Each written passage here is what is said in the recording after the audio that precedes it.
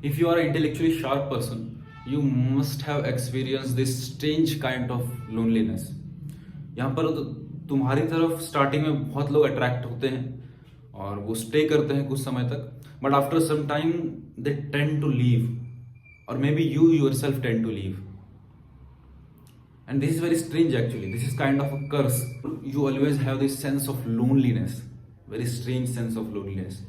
Even when you are amidst of thousands of people and relatives and whatnot and friends, but you still have this very strange, subtle feeling of loneliness. And I have also felt this always. So मैं इसको समझना चाहता था कि actually क्या है और कैसे काम करता है. एंड ऑफ कोर्स इसको समझने के लिए साइकोलॉजी समझनी होगी.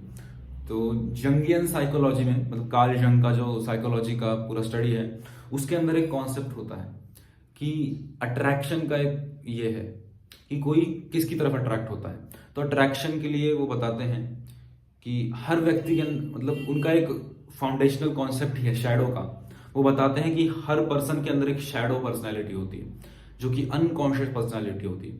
मतलब शैडो पर्सनैलिटी क्या होता है, हर इंसान के अंदर कुछ डिजायर्स होते हैं, कुछ इग्नोर्ड एक साइड होता है हर व्यक्ति का. कुछ बनने की इच्छा, कुछ करने की इच्छा, कुछ दिखाने की इच्छा, एक वो जो एकदम इग्नोर्ड साइड होता है उसको बोलते हैं शैडो. वो आपका शैडो होता है. फॉर एग्जाम्पल, अगर कोई बहुत ज्यादा मैस्कुलिन है तो उसने अपनी फेमिनिन एनर्जी को इग्नोर कर दिया है. इसका मतलब बहुत ज्यादा मैस्कुलिन है, जो दिखता बहुत ज्यादा मैस्कुलिन है, तो अब ऐसा नहीं कि उसकी फेमिनिन एनर्जी गायब हो जाएगी. अब वो उसकी फेमिनिन एनर्जी को किसी और के ऊपर प्रोजेक्ट करेगा. तो लोग अट्रैक्ट कैसे होते हैं, अपनी शैडो को दूसरे के ऊपर प्रोजेक्ट करके. अगर कोई ऐसा इंसान होता है जिसके अंदर हमारा अनकॉन्शियस शैडो हमको दिख रहा है, तो उसकी तरफ हम बहुत जल्दी अट्रैक्ट होते हैं. और ये थोड़ा पैराडॉक्सिकल है कि वही जो चीज अट्रैक्ट भी करती है, वही चीज हमको फिर इरिटेट भी करती है कुछ समय के बाद. मैं एक्सप्लेन करता हूं कैसे. तो फॉर एग्जाम्पल, जैसे कोई कोई इंटेलेक्चुअल है, जैसे हमारे केस में अगर कोई इंटेलेक्चुअल है तो आपकी ओर स्टार्टिंग में लोग बहुत ज्यादा अट्रैक्ट होंगे. लेकिन क्योंकि आप इंटेलेक्चुअल हैं, बहुत ज्यादा आप इमोशनली शार्प हैं, आप चीजों को ऑब्जर्व करते हैं, आप छोटे छोटे पैटर्न्स ऑब्जर्व करते हैं. आप अगर किसी के टोन में थोड़ा सा स्लाइट डिफरेंस आ गया, एक्सप्रेशन में थोड़ा डिफरेंस आ गया, तो आप हर एक चीज को पैटर्न की तरह नोट करते हैं और याद रखते हैं और अकॉर्डिंगली बिहेव करते हैं, मतलब जो भी करते हैं. तो ये जो डेप्थ है आपकी पर्सनैलिटी का, ये दूर से तो बहुत अच्छा लगता है क्योंकि हर व्यक्ति इतना डीप नहीं होता. तो जो व्यक्ति डीप नहीं है, तो मोस्ट ऑफ द लोग डीप नहीं है, इसीलिए आपकी ओर वो लोग अट्रैक्ट होते हैं.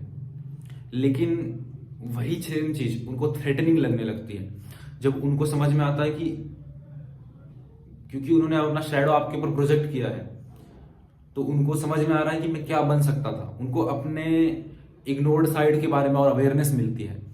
तो मोस्ट ऑफ द लोग उसको फेस नहीं कर पाते. लोगों के अंदर उतना करेज नहीं होता है कि उसको फेस कर सके और फिर अकॉर्डिंगली मैच्योर डिसीजंस ले सके. तो इसलिए लोग फिर पुल बैक कर लेते हैं.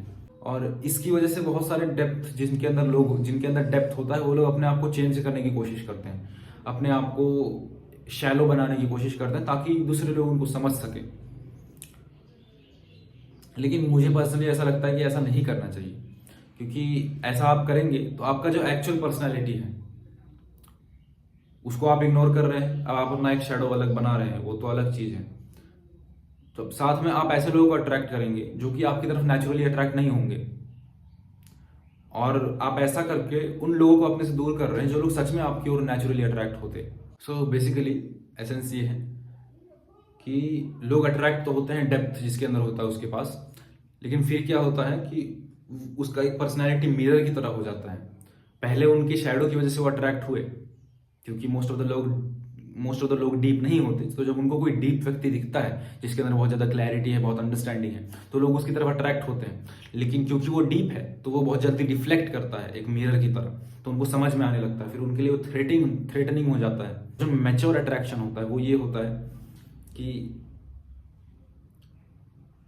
आप इम्परफेक्शंस भी जानते हैं, आप परफेक्शंस भी जानते हैं, और आप सब होते हुए एक्सेप्ट करते हैं. That is the mature attraction, or we can call it love. That is the actual love, that is the actual attraction. It is to some extent unconditional.